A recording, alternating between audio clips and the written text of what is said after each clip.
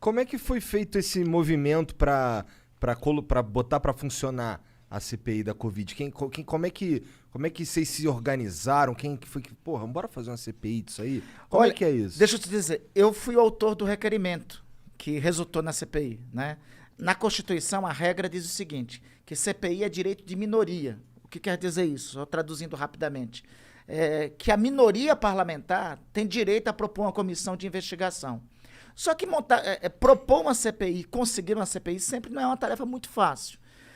No começo desse ano, lá pelo dia 12, 13 de janeiro, acho que todos vocês acompanharam a tragédia que estava em curso em Manaus. Né?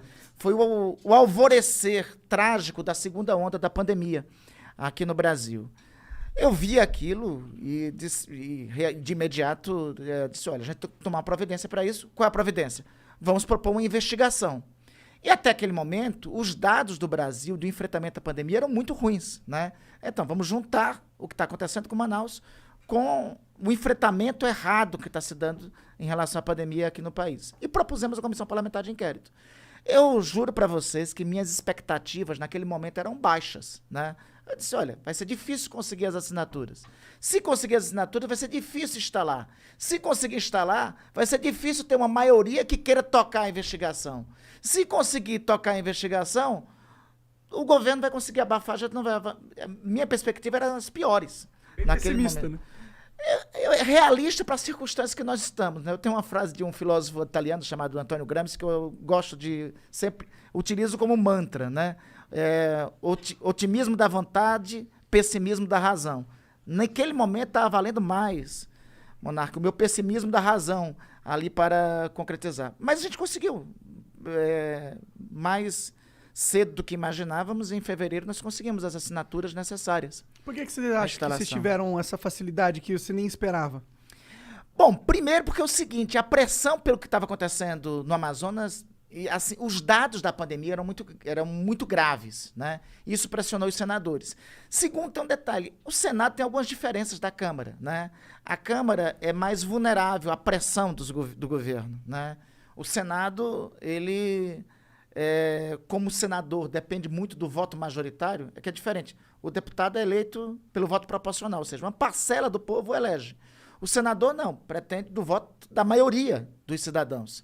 Então, ele é mais vulnerável à pressão popular. Eu acho que isso teve um papel... Os congressistas, né? Os senadores. Os senadores, verdade. Os senadores. Desculpa, eu entendi porque o nosso parlamento tem duas casas, sim, né? sim. A Câmara, que é a Casa de Representantes do Povo, o Senado, que é o caso dos representantes da Federação. Então, acho que isso influenciou para pressionar os senadores a subscreverem, né? E o segundo, a coordenação do governo estava muito frágil naquele momento.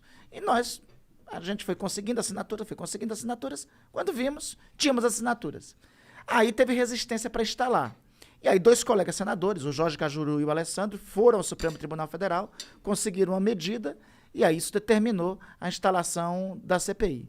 E depois, na composição da CPI, se constituiu uma maioria que é o seguinte, olha, não, vamos tocar a investigação.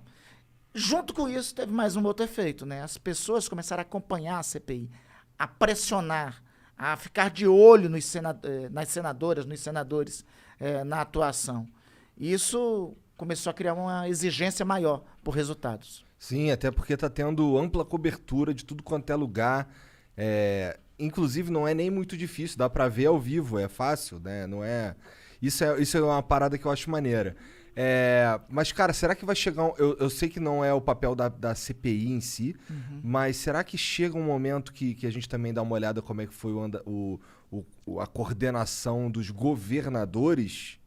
Porque a CPI não pode investigar governador, pode? Não, por CPI no âmbito federal, não, por 2 razões. Primeiro, por força da própria Constituição, que impede. Segundo, por força do regimento do Senado. O artigo 147 do regimento do Senado diz que não pode se constituir comissão parlamentar de inquérito em relação à Câmara Federal, em relação aos governos estaduais. E também porque tem um negócio, assim, que a Constituição define algumas regras.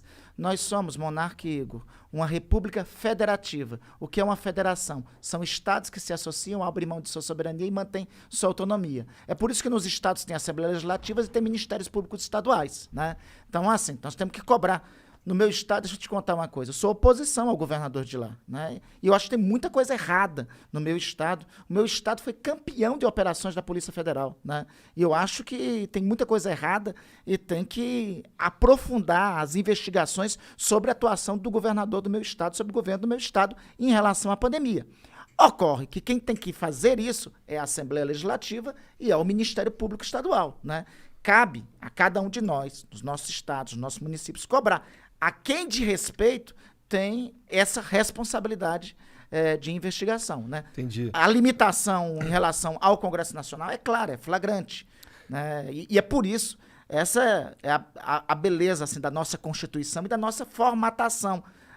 Nós temos estados, os estados têm sua autonomia, lá tem Assembleias Legislativas, lá tem Ministério Público.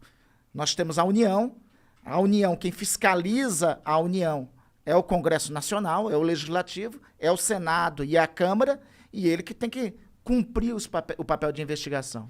É que eu já vi uns governistas falando que na CPI, pô, chamou tal, pô, tem que chamar os governadores, pô. E aí eu fico, caralho, esse cara é político e não sabe como é que... Eu que sou um bosta, tá ligado? Sei que não compete os caras chamar governador. Eu acho que eu vou te convidar para ser... A gente tem que dar um jeito aí de te colocar como um membro lá da CPI. Eu não, porque tô fora. Você tá com uma clareza e uma clarividência maior que alguns colegas. Porque, às vezes, eu acho até que não é...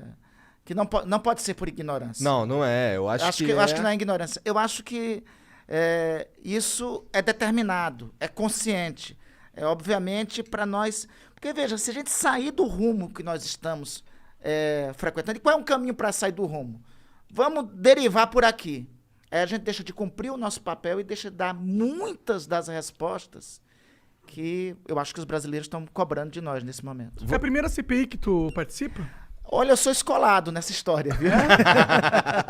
Eu sou escolado. Desde esse tempo, lembra que eu comecei falando aqui que eu fui deputado estadual, muito jovem, aí depois fiquei sem mandato, né? Perdi a eleição para deputado estadual alguns anos depois, né?